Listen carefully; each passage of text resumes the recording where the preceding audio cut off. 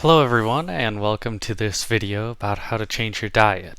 And as with many of my other videos, I will not claim to be a registered dietitian or even a nutritionist of any kind. I'm not an expert on dieting, and if you have serious dietary concerns or restrictions, you should always consult an expert. However, where I'm coming from in this video basically is back in, let's see, it would have been at the start of 2019. I think February 1st, 2019. My arms and legs started to tingle, amongst some other things. And when I went to urgent care a few days later, the doctor there, who was Chinese, basically yelled at me for my diet. At the time, I was eating almost 100% fast food. Not necessarily like just cheeseburger patties off the floor at McDonald's, but still really bad. Really, really, really, really bad. And he more or less yelled at me to get my crap together. And he was right. He was completely right. And on that day, that February 1st, that was the last day that I had any fast food. The last day. I remember it was, oh man, it was Arby's, a roast beef sandwich and mozzarella sticks. Not good. But that going into the doctor and having a doctor basically say, well, the most likely causes of this are in somebody your age are terrible diet and stress or some combination, either or whatever.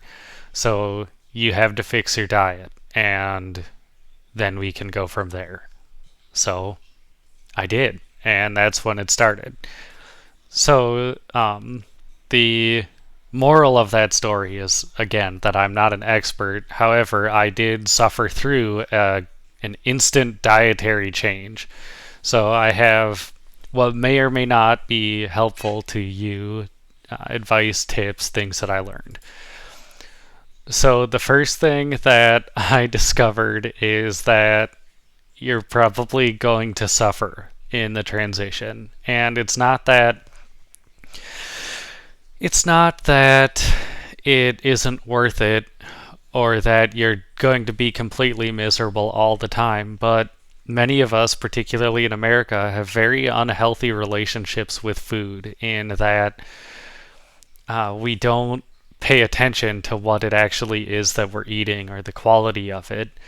And it's also a very, very social experience. And that's fine that it's social, but that can put us in a bad spot when we're actually trying to change our diet. So if you're very serious about changing it, there's a variety of ways in which you may suffer.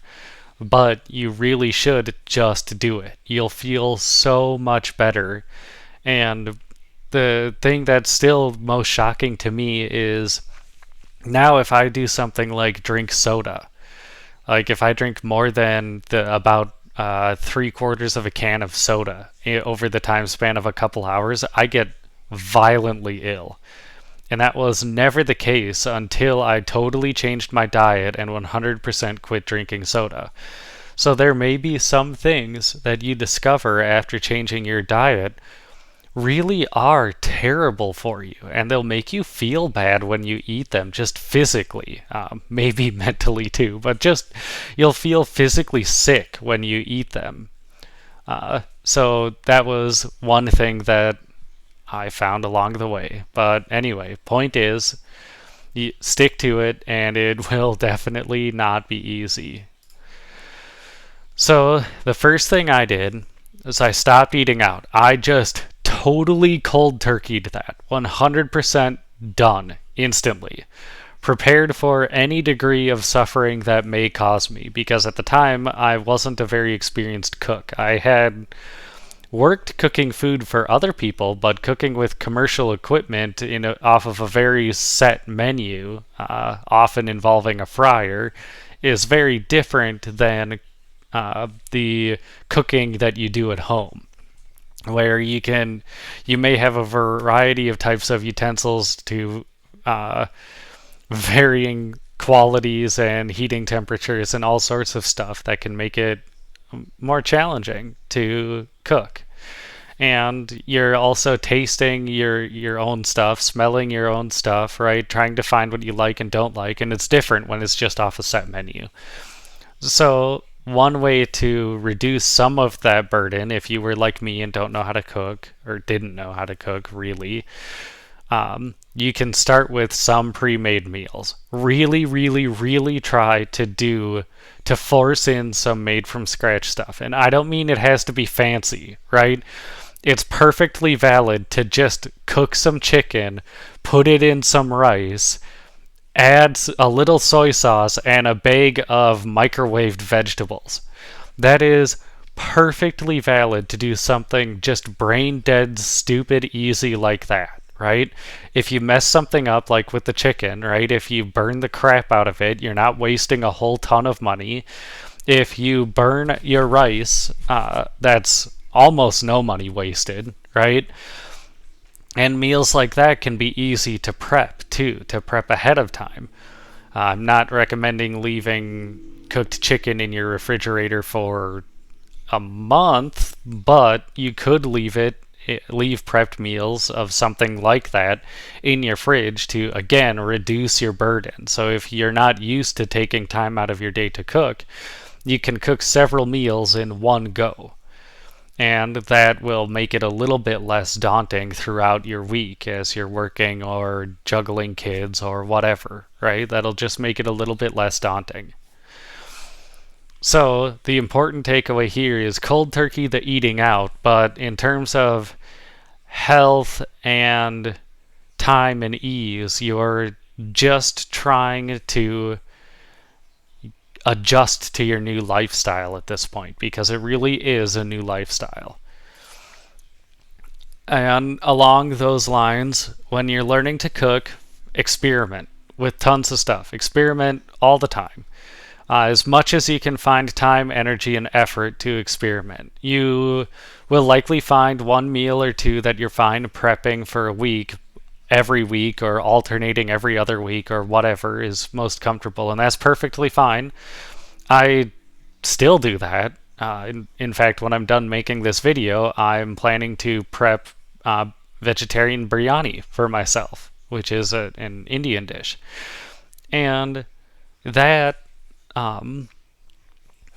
that experimentation is a lot of how you'll learn, and you're going to mess up through that process, and it's totally fine. Just make sure that as you're going through this, that if you do mess up, you have a backup plan. So for example, if you're trying to make a really nice meal for yourself for supper and you burn the bejesus out of it, just make sure you have like eggs and toast on hand or something, right? Just some simple backup plan that you're experienced with.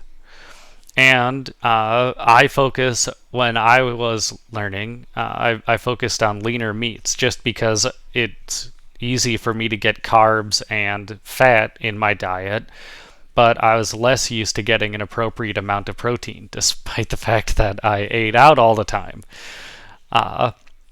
So I had to use leaner meats and focus more on getting protein, because it really is, in our diets, it is extremely easy to get fat and carbs.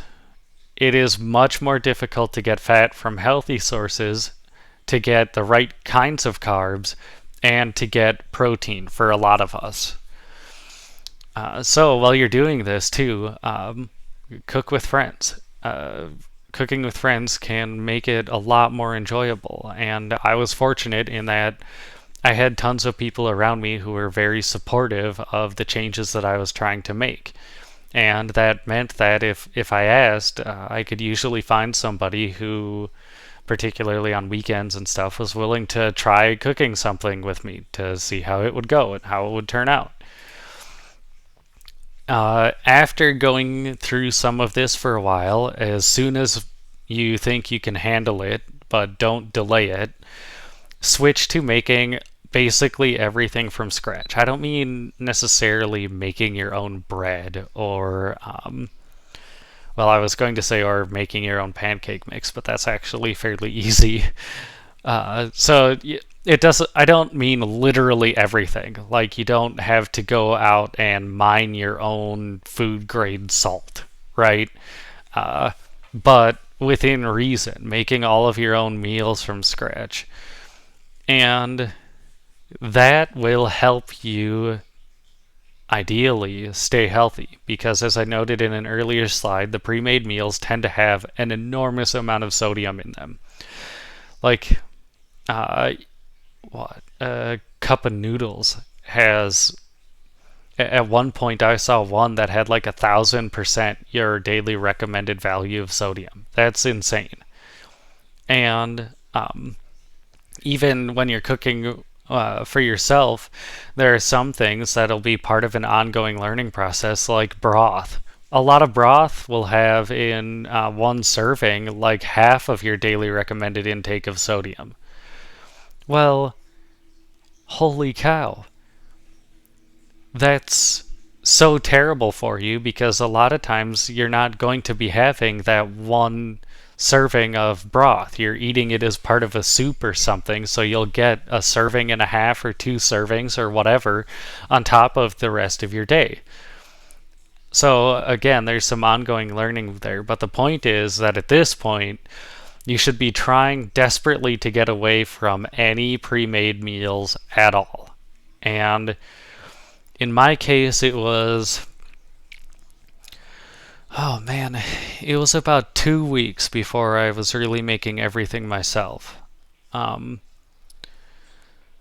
there was a period of time where I had like a few boxes in the first 2 weeks where I had like a few boxes of Hamburger Helper, which realistically count as pre made um, because they come with the seasoning and everything.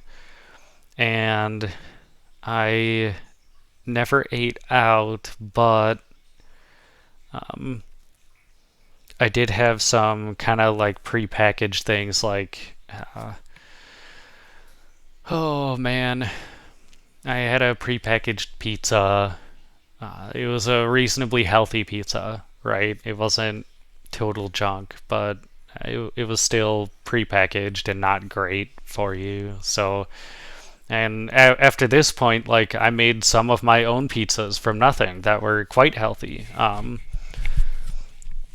So the anyway, you should reach a point relatively quickly where you're making everything from scratch. And you'll also probably notice that you are saving after the initial wind up period, right? Like you may, in the first few weeks, you may be buying like a different or better frying pan or a better saucepan, Dutch oven, stock pot.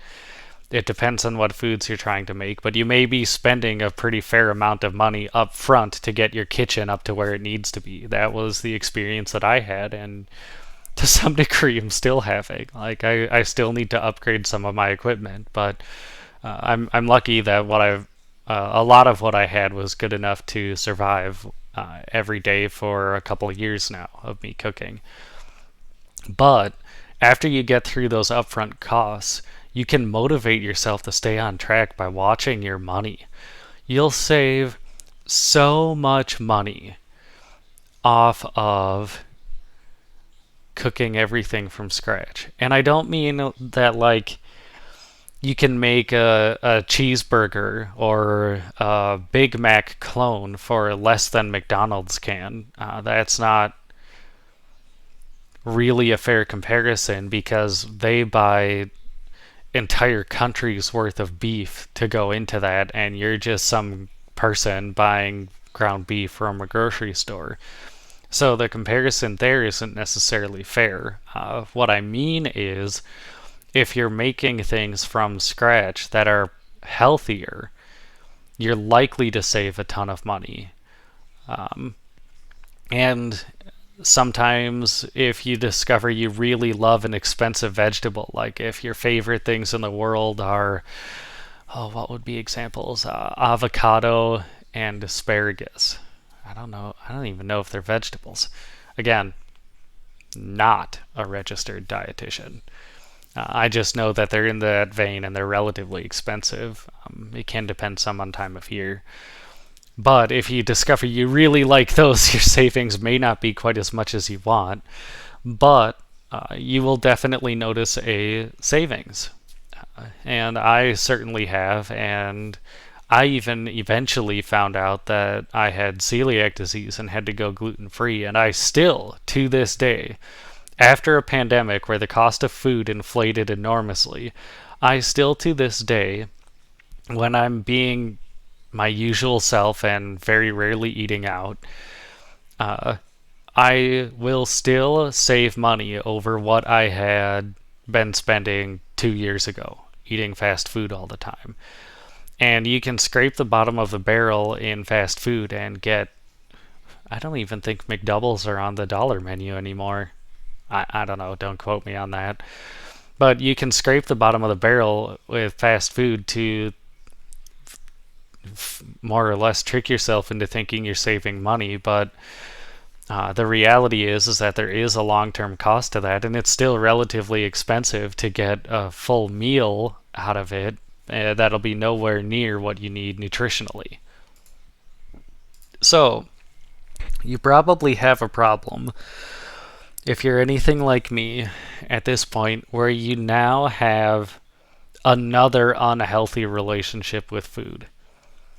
And what I mean to say is, in my case, this is my personal experience. Every time I ate was just like a slog. I didn't like cooking. I didn't like eating. I didn't like the kinds of foods that I was making for myself. I hated doing the dishes. Okay, I still hate doing the dishes. But anyway, food became associated with misery, basically, for me. And over a long period of time, this was months and months, I broke out of that by finding other kinds of foods. For example, we had an Indian restaurant in town, so I knew I liked Indian food, and so I started experimenting a little bit with more Indian kinds of food. And I'm fortunate to live somewhere where it's easy to come by the spices and stuff that I needed. But even Asian and Mediterranean, like some nice Korean barbecue-ish chicken in rice with green onion. Like, that tastes great. So I experimented with tons of different kinds of food to find things that were easy for me to cook, to get more used to cooking, to get better at cooking over many months. This is after the first level of experimenting where you're basically just trying to figure out how to cook. This is more along the veins of, okay, now I have a vague idea how to cook. How can I apply this to things that I really like? And I found lots of things that I like the biryani that I mentioned, or there's a pasta dish that I like cooking, gluten-free, of course, for me. Um, but I found several things that I like cooking and are easy to prep, and then there are other things that are still kind of easy to make and kind of cheat meals for me, right? Like, I still eat pancakes, not every night because holy cow, the carbs would kill me, but with reasonable frequency is like my cheat meal, right? I'm still eating in, I know what's going into it, and it's, well, as cheap as gluten-free pancakes can be. But the goal of all of this is to get your healthy relationship with food back if you ever had one, or get to a healthy relationship with food if you never had one. The argument could be easily made that I never really had a healthy relationship with food. So I had to do a ton of experimenting to really find things that stuck with me that I liked that would help me get that relationship back. And again, here, this is where I was very lucky. I had friends who, especially with an actual dietary restriction that wasn't self imposed, right? Gluten free. I had friends who were willing to work with me on that and help me, not necessarily with my diet, but help include me in food experiences with them. So maybe instead of going out to eat, we would all get food delivered or order food in, and I could just bring a meal from home that I had prepared myself, and I can reheat it. And again, I found things along the way that reheat quite well.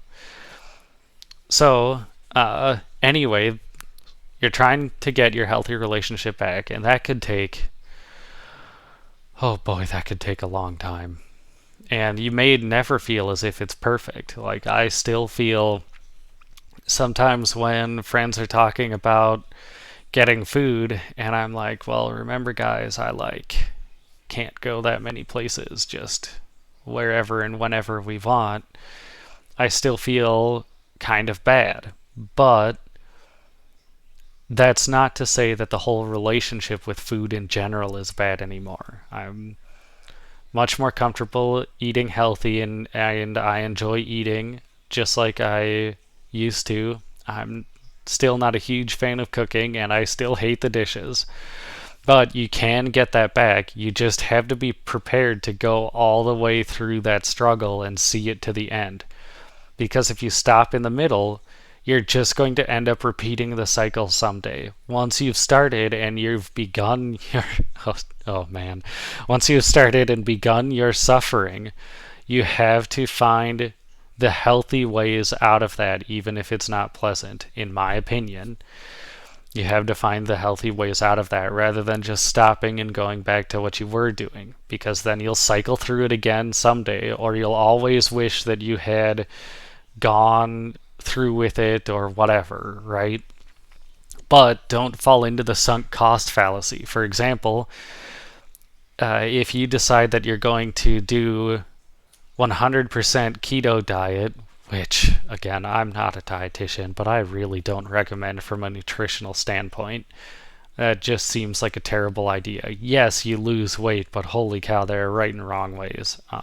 Again, talk to your dietitian if you're considering something like that. I'm sure if you have a good dietitian, they'll have some not very kind things to say about the keto diet. But anyway, so the whole point of this, the whole point of this whole thing is to save money and, more importantly, live better and live longer. It's amazing how much eating right physically changed me. I was never enormous, right? I'm still, you can probably see, I'm a kind of scrawny dude, but I was never huge, but I was definitely outgrowing my frame. Meaning that I weighed something like, I think at my peak weight, I was somewhere in the neighborhood of 210 pounds.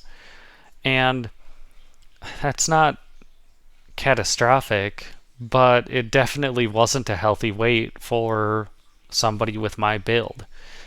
And through cutting out soda, which was something I did even before I started this different diet, cutting out soda started to change that. And then once I really changed my diet, lots of things changed for me. I had more stamina. I just generally felt better. Well, I couldn't really run any farther, but I certainly felt different playing volleyball. I could jump higher, sprint faster, and I was more agile. Not that I'm a good example of peak athleticism, but it was still an improvement, and all of that came from changing my diet. And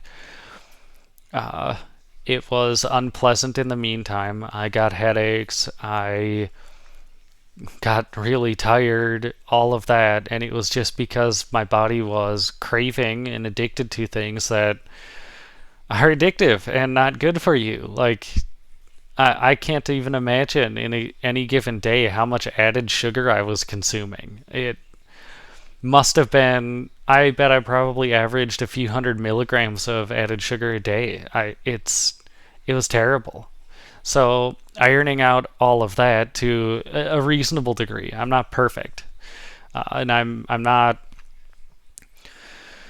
particularly concerned about it either, right? Once you go through that period where you have that unhealthy relationship and you're being super strict, one of the things you may do as part of that healthy relationship is easing up just a little with friends, limiting it to once a week or once a month or something, like making sure you still have boundaries.